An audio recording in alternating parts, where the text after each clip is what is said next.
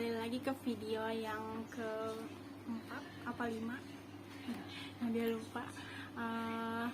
Untuk kali ini kita akan membahas pelajaran di bab 7 dan seterusnya. Untuk yang saat ini Nadia mau ngenalin beberapa kosakata yang kita pelajari di bab 7.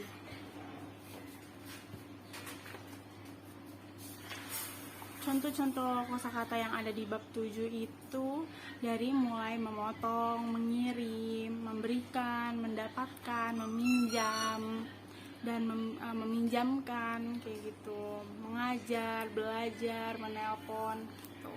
Memotong itu contohnya adalah karimas, mengirim adalah okurimas, memberikan adalah agemas, moraimas mendapatkan,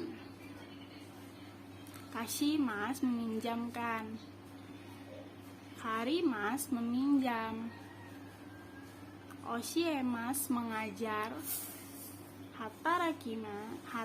hataraimas adalah belajar. Terus ada juga nanti di bab 7 ini kita akan mempelajari tentang partikel D dengan contohnya itu sarana yang akan, maksudnya sarana itu yang kita gunakan, salah satu contoh kalimatnya itu partikel D itu kita pakai di sini adalah di bagian ini mempelajari partikel D yang menunjukkan sarana dan cara. Salah satu contoh kalimatnya yaitu makan dengan sumpit. Jadi sumpit itu hashi. Nah, dia mau ngenalin sarananya dulu nih ya teman-teman.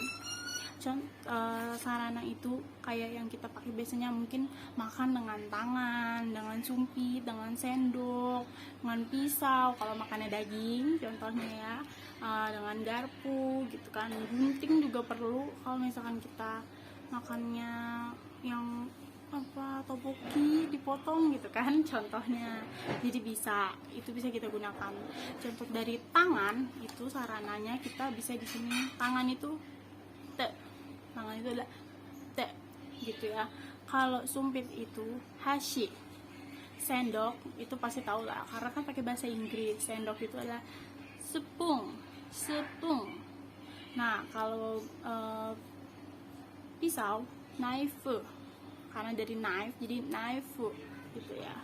Terus ada garpu, forku, ada juga gunting, hasami gitu.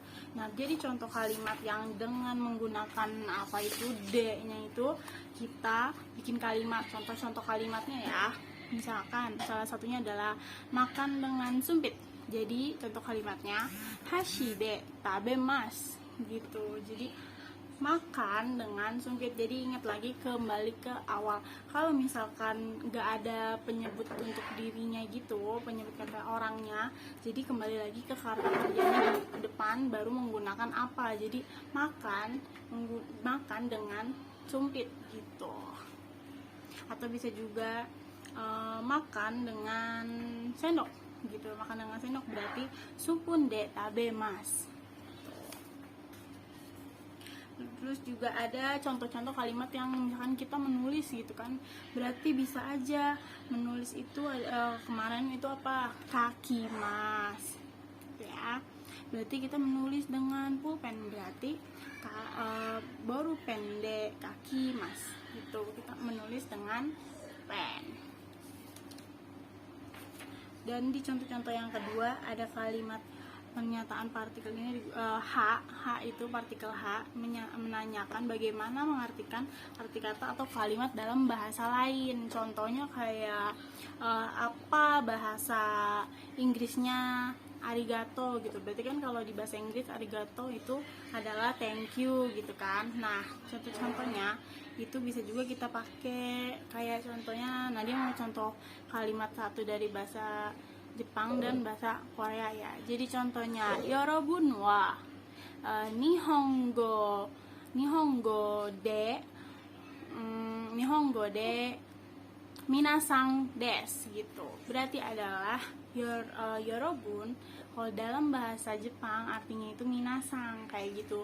Kalau sekarang kita balik pakai contohnya yang bahasa Indonesia kayak tadi, apa bahasa Inggris dari arigato gitu. Berarti contohnya adalah arigato wa eigo de nandesu ka, itu kan pertanyaan.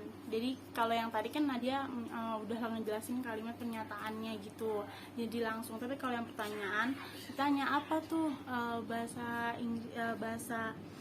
Inggrisnya arigato gitu, kalau dalam bahasa itunya berarti ngomongnya adalah thank you gitu. Jadi semuanya kata-katanya tuh mirip. Atau bisa juga contohnya arigato wa Indonesia go de terima kasih des gitu. Berarti bahasa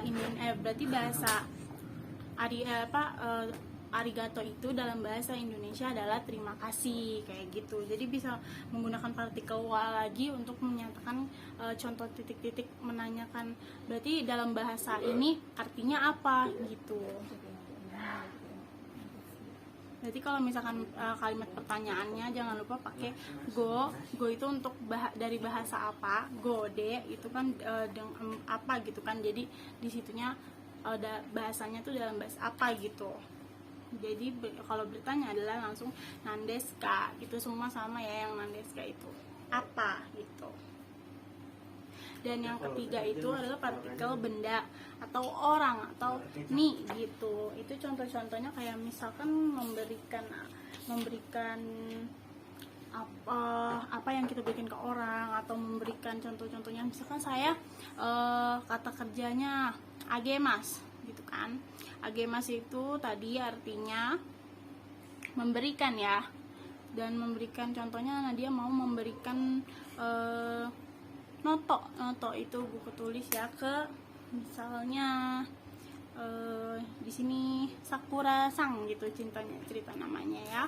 Berarti watashi wa Sakura Sang ni. Jadi ni-nya itu untuk penyebutan orang di depan. Jadi sebelum kata bendanya gitu ya. Jadi watashi wa Sakura Sang ni noto o agemashita gitu. Saya memberikan buku tulis kepada Sakura Sang, saudara Sakura gitu. Atau kita pakai contoh yang meminjamkan buku gitu. Kalau meminjamkan buku, misalkan gak usah meminjamkan buku deh, meminjamkan apa ya,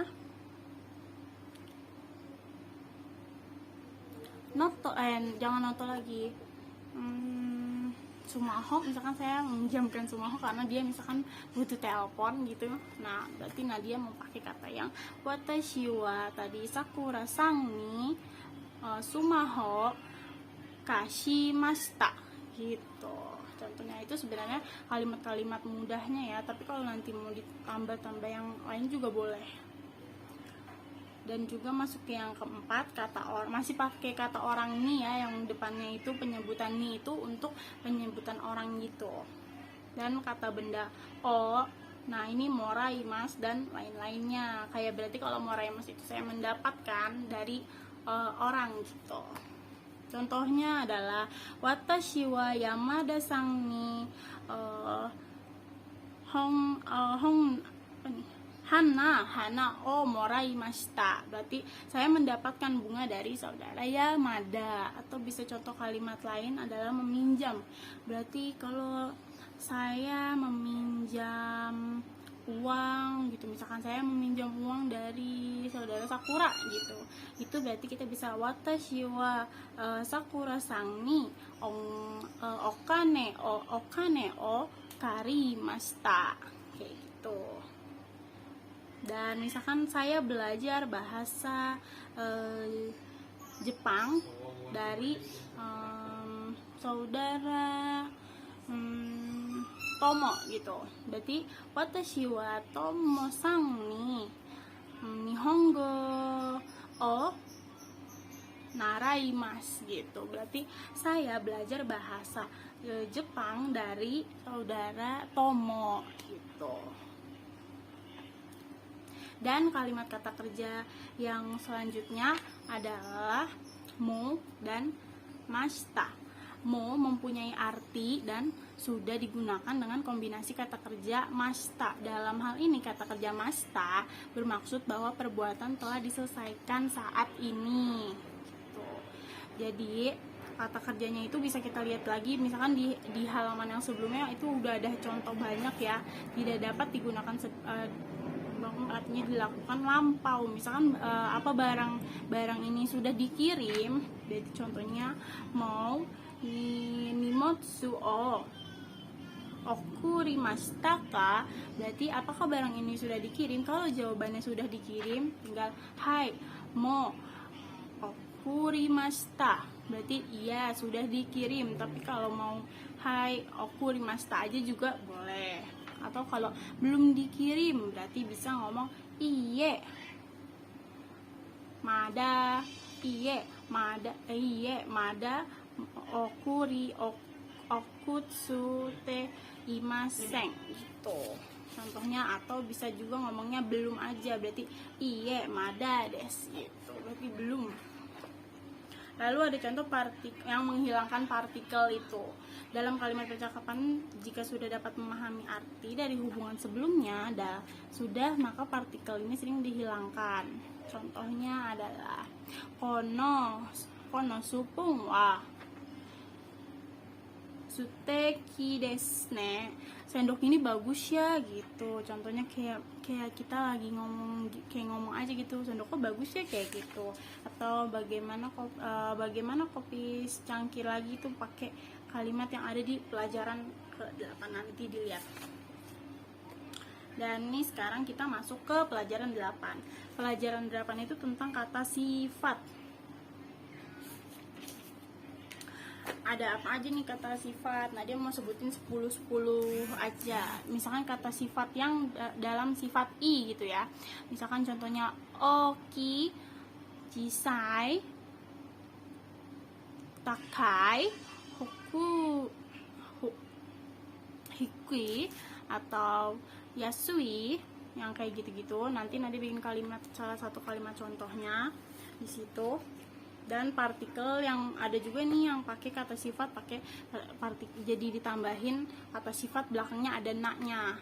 Dan untuk masih pelajaran yang sebelumnya tuh, jadi nanti kalau dia udah digabung pakai kalimat itu bakalan ada yang dihilangkan sama yang ditambahkan partikelnya.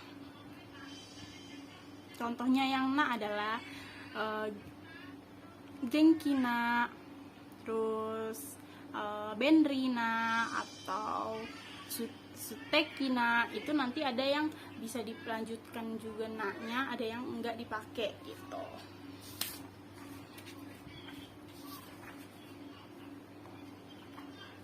Lalu masuk lagi ke kata sifatnya, berarti ya. Nih kata benda, kata sifat na itu kata sifat na dan kata sifat i. Misalkan contohnya adalah Bapak Susanto baik hati, misalkan gitu. Berarti Susanto sensei wa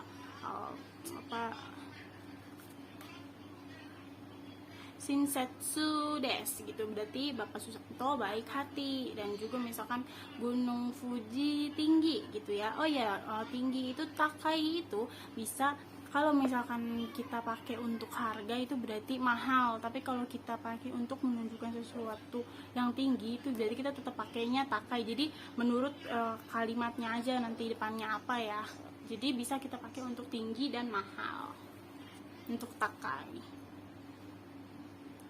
Berarti adalah Fujisan wa takai desu, Gunung Fuji tinggi, atau tinggi Gunung Fujinya gitu. Gunung Fuji tinggi.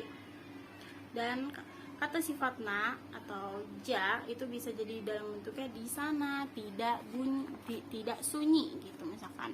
Jadi asoko wa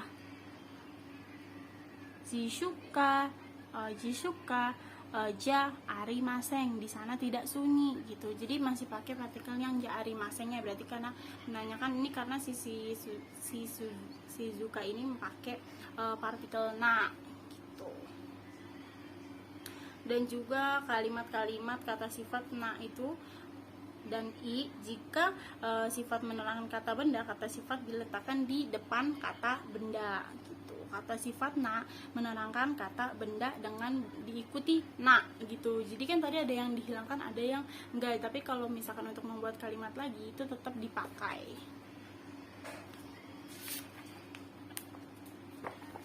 Dan untuk yang selanjutnya contoh-contohnya itu kayak Nadia mau bentuk dalam, misalnya adalah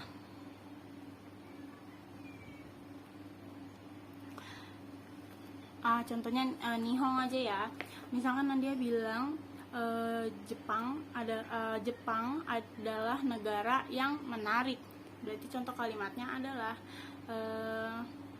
Nihong wa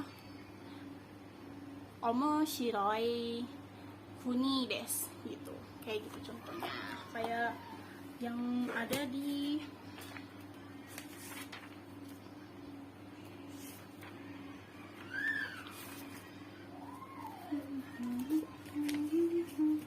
bentar, dia punya contoh-contoh kalimat yang udah ditulis.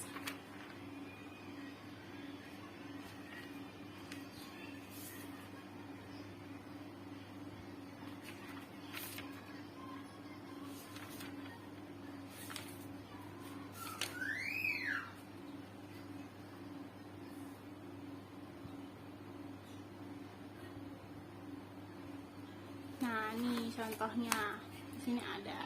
Misalkan Nadia bilang Padang adalah kota yang menarik, gitu kan? Berarti contoh kalimat yang bakalan Nadia baca adalah Padang wa omoshiroi ga machi desu, gitu. Lalu misalkan ada contohnya tadi yang kayak tadi, misalkan Indonesia itu kan negara yang ramai ya. Berarti Nadia bilang Indonesia wa nigiyakana kuni desu gitu. Jadi karena negara yang ramai Indonesia gitu. Lalu misalkan Nadia mau kasih contohnya di sini yang tadi tentang kalimat